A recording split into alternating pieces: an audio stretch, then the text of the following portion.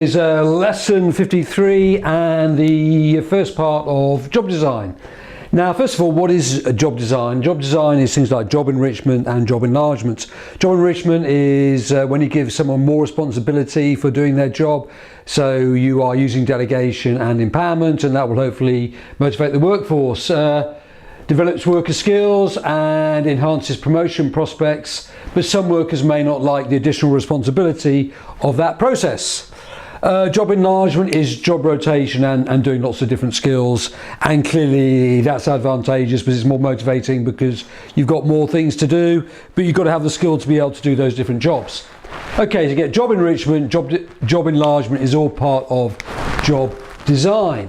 Right, but really what we're looking at now is a model produced by Hackman and Oldhams, which is really a big step up from the old A-level. Is really quite, I mean, I've just read about it right now. It's quite sort of complex and quite deep if you really think about it.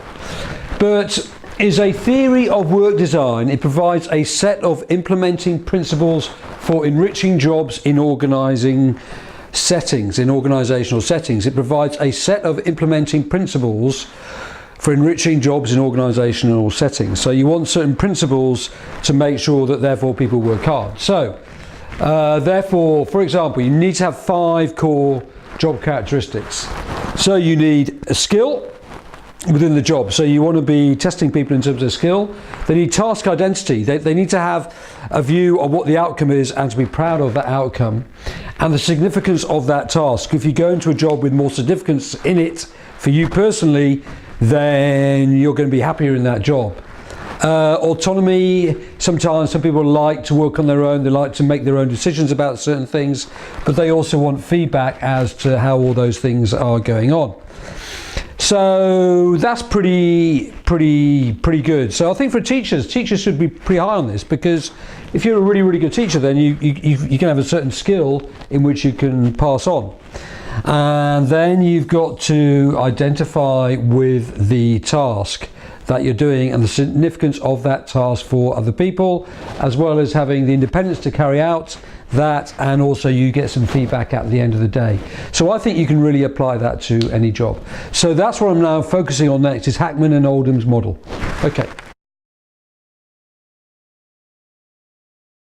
3, and we're still here on Hackman's and Oldhams model, and here are the 5 core characteristics of a good job. So you need skill, variety, various activities, task identity, a visible outcome at the end of the process, task significance, how that affects other people's lives.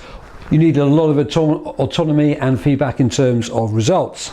Now, if you do all of those things, the outcome will be that you are going to be motivated, satisfied, good performance, your quality of work will go up, and also the quantity of your work will go up. But I suppose the theory is a little bit more in depth than that, because you're looking for 3 psychological states on there.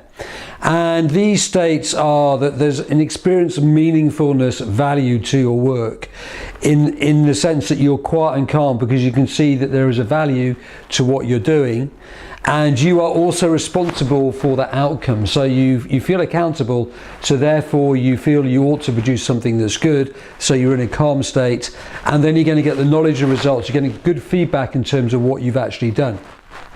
Now, there are some moderators to this. There are some variable factors concerned, because some people have a very strong need for learning and development, and those people want to carry on learning. So those people need to be engaged with their job, so that the job needs to be very open for them to improve. So it's a bit like a theory-wide theory, or Hertzberg's motivators in there. That you also must have the knowledge and skills. If you haven't got the knowledge and skills to do your job, then you feel slightly nervous and you feel slightly out of your depth, and that will take away from your job. And also the context is very important about who you work with. So if you work with good people that you like and you get on with, then you're going to work much more effectively.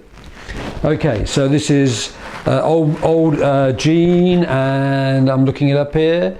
So lesson 53, this is Hackman and Oldhams model. Right, this time Hackman and Oldham. This is the end of lesson 53, and then they had a motivating personal score at the end of the day, and this will depend upon the skill and variety of the task identity, the task significance of that task, the significance in terms of how it affects other people, divided by 3 times the autonomy and times the feedback. So really, what are Gene and Hackman trying to say? They're really trying to say that you need to design the job well, and then you're going to get the right outcomes, and you're also going to get the right psychological state. But there are some moderating factors also involved, which is that some individuals need to grow and develop, and for some individuals the context of where they work is also very, very important. But I think it's a bit more, it gives it a little bit more than the usual motivation theories. Okay, so it's Hackman's and Oldham's model. Thank you.